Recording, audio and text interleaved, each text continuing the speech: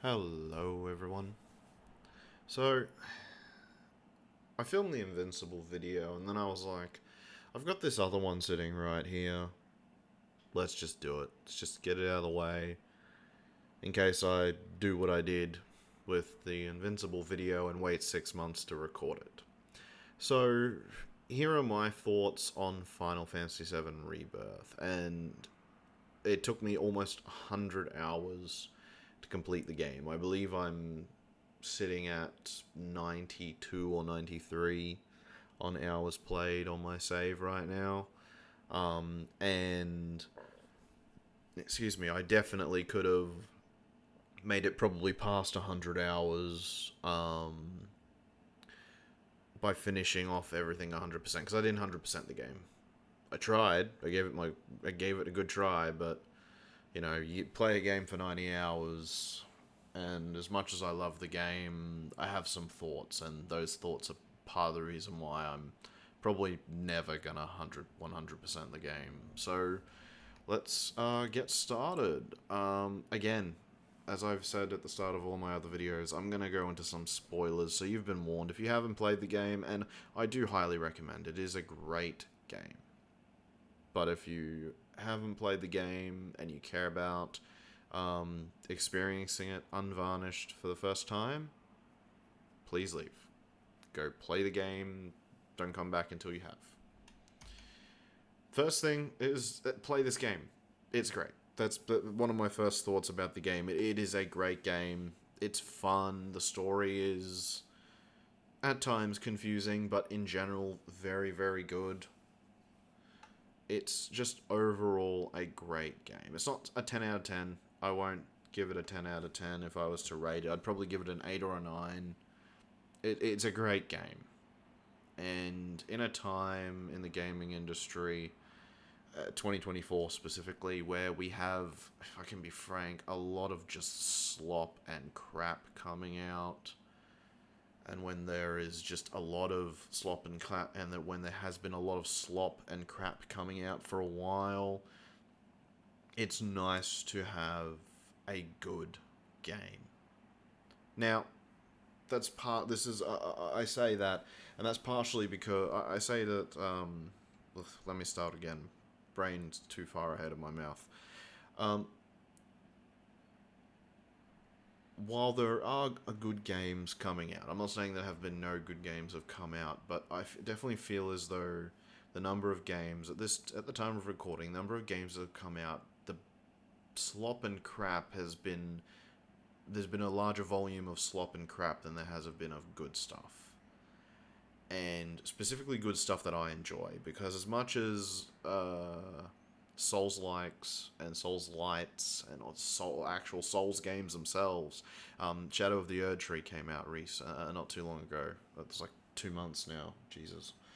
Actually, it's been more than that, hasn't it? Shadow of the Erd Tree came out. As much as that was great and everything, Souls games aren't my kind of game. This is my kind of game. An action adventure, RPG type game. These are my kinds of games, and there really hasn't been many good ones of them recently at the time of recording. At this time of recording. So play the game. It's one of the good ones. Play it. And if you're looking at this in the future, play it. Well, of course, play the first one first because this is a sequel, but play the game. I specifically, but I'm sure a lot of other gamers want more good games like this. So play the good ones. Moving on. The good, because there is a lot of good. The story is amazing. The gameplay is amazing. Everything's just pretty much great. The game looks great. The gameplay is great.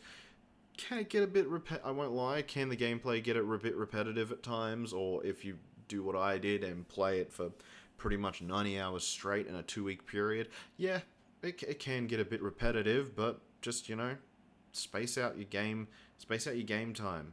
Don't do what I did and basically complete the game in 2.5 weeks. And even so, I still really enjoyed the gameplay, despite that fact.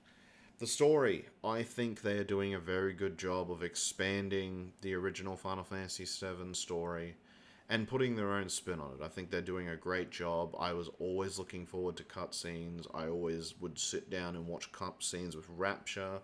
I'd always listen to every bit of dialogue. I did my best to search out every bit of dialogue so that I would get the full story. I wanted to know the story. The story is great. Everything, again, this is just a great game. It's not perfect, though. It's great. It's great, but it's not perfect. So I think, if I remember correctly, the bad. The bad. Now, this is where the gameplay can this is where the gameplay kind of takes a bit of a hit for me, where it doesn't be that perfection, is to shake up the fights. What they've done with the gameplay is they've put a lot of gimmick fights in. Now, that's not necessarily a bad thing, but it does mean that sometimes a fight can be very, very unfun.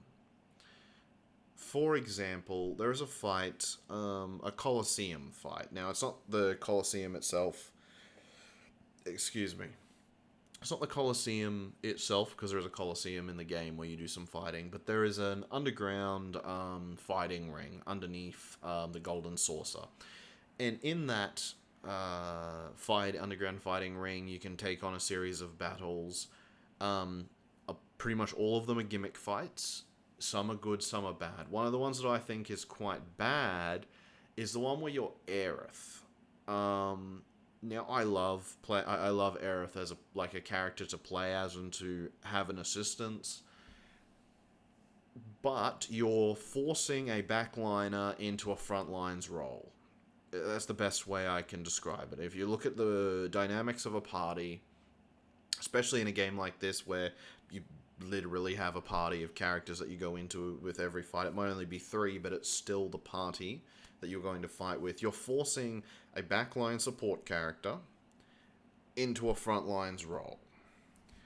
And while now maybe this is partially my build, partially the way I played, stuff I had at the time, maybe I needed to come back later when I was stronger to do this fight, but I spent, to do this short fight, that most of these fights on average would take me, I believe, 2 minutes. These fights, they're nice and short. This fight with Aerith took me 15, I believe, and that was just on my successful attempt. I had made, I think, at least 2 or 3 attempts before that, and it was a lot. I believe it took me, overall, the fight alone took me an hour to beat. Now, from difficulty standpoint, that's great. People who love difficulty, you'd probably love this fight. It was a very hard fight because, again, like I said, you're putting a backliner into a frontliner position, and the nature of the fight was gimmicky. And this wasn't the first time that this happened, but it was one of the most egregious. So I do think there was some gimmick fights, like the one with Aerith that I'm referring to here, that really could have been just done better. The second one is another gimmick fight, actually, and it has to do with the man we have on screen here, Rufus Shinra. And the one thing that I have to say about this fight is, why am I playing Dark Souls? Because that fight against Rufus Shinra, it was a Dark Souls fight. That's the only way I can describe it. It was as if I was playing Elden Ring again, which was quite a shock to me, especially since Rufus Shinra's fight is part of a multi-stage battle, a multi-stage boss fight. You've got, I believe, one or two boss fights prior to fighting him, and then you fight him, and both of the previous fights are pretty standard fights. They're hard, they're good fun, they're not really all that gimmicky, but then you get to him, and it's like a complete shift. The gimmick comes in, it turns into Dark Souls, or Elden Ring, or any Souls-like. It turns into a Souls-like fight, and it's just, not only is it a massive shock, personally, I didn't find it all that enjoyable. fighting Rufus Shinra alone, I believe beating him took me 2 to 3 hours alone. And part of that was the fact that you had to do the previous boss fights before doing his boss fight. So it turned what should have been a very enjoyable morning, because I remember that it was supposed to be, I was playing this on a Saturday or Sunday morning. It was supposed to just be a quick couple of hours, get a couple of boss fights done to get to the next thing. And it turned into pretty much my entire morning being dedicated to beating Rufus Shinra. So yeah, I don't think he was a good fight. Once I figured him out, I was able to beat him, obviously, as I completed the game, and he's a mandatory fight. He's not one you can skip. That fight with Aerith I mentioned, you can skip that. This fight, you need to beat him. You can't progress the story otherwise, and therefore progress the game. So, gimmick fights, I just feel as though there was a very big negative on the game. And it was the biggest gameplay problem, because it's the only real way at the end of the day that they changed up the gameplay, or that they changed up the fights. All the other fights were standard. They had different enemies that do different attacks and different and they just get stronger and stronger, and different enemy varieties and different combinations of enemy varieties. But then the only other thing to differentiate that kind of general fight kind of setup was that they made gimmick fights. And especially towards the end of the game, where for some reason the number of gimmick fights just go up. The number goes up. I don't know why. But it does. It just kind of, if I can be frank, the gimmick fights just, especially towards the end, got really annoying and unenjoyable.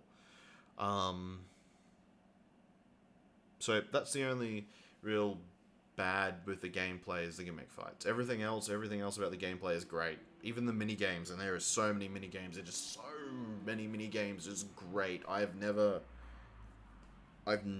appreciated how many types of gaming there are in one game. There are so many different mini games, so many different genres of games within this one game.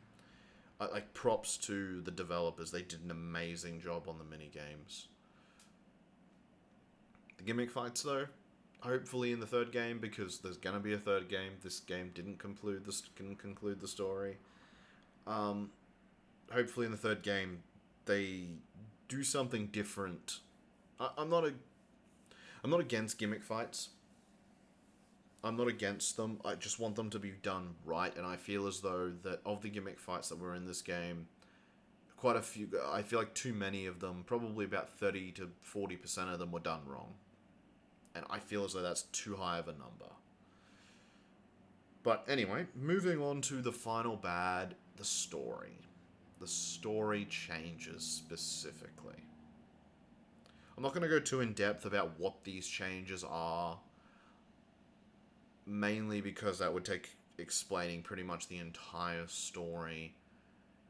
But they've completely changed the timeline of events, of when certain things occur, certain major plot points occur. So I'm not gonna say come out and say it's a bad thing, but it's clear, both in terms of, it is both for a story reason, and also we're trying to differentiate this game from the original. But I do have to ask the question, where do we go from here? Because at the end of the game, I kind of don't know how the story can resolve. At least, okay, let me rephrase that. I don't know how the story can resolve in a way that ends up with everything being tied up, with all the story threads coming together like they did in the original. Because in the original, all the story threads come together at the end. They all make sense. Everything's kind of explained. Every question, well, okay, not every single question, but all the major plot points are answered. All the questions about all the major plot points, they're all answered in the original. I'm not certain how they're going to be able to do that in the third game. I just don't see the vision. Now, maybe that's a problem with me. Maybe that's a problem with me. Maybe I'm looking at things the wrong way, but it's just, I feel like some of the decisions they've made in this game are going to result in unanswered questions at the end of the next game, because I am assuming that the next game will be the last one.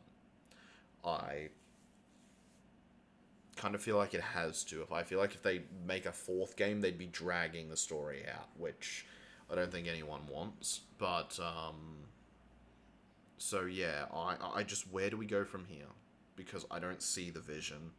At least I don't see the vision in a way that will resolve the story fully.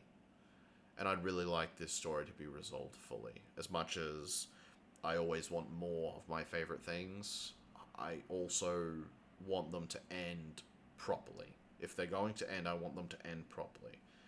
So, again, not so much a negative. I probably shouldn't have put it in the bad section. I probably should have given it its own slide and just been like, the unknown, I guess, maybe. Because, yeah, where do we go from here? Because at the end of the game, yeah, I just don't see the vision. Anyway, that's all I have to say on this. I wanted to, again, just like the Invincible one, and I wanted to keep this short. I won't lie, it's also partially because, especially with Final Fantasy VII Rebirth, it's been even longer since I played the game. Then, like, I watched Invincible Season 2 in, I believe, like, May or June. I purposely watched it later, after the second half, the second split had come out. Or at least watched it in its entirety at that point. But Final Fantasy VII Rebirth, I played and finished pretty much in the month of March of 2024. So, it's currently October, so it's been a while, so, yeah. Some of my thoughts have flown away on the wind, but those are definitely the main ones. So, hopefully that has helped. If anyone hopefully that's helped anyone who's watched this video, or at least given you food for thought. Not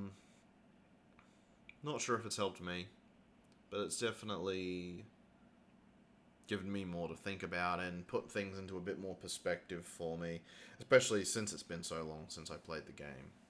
But either way, if you've gotten to this point, thank you for listening, and I wish you all the best. I wish you a good night, good day, good Christmas, whatever. Whenever you're watching this, I wish you a good insert time of day and place here. I'll catch you all around.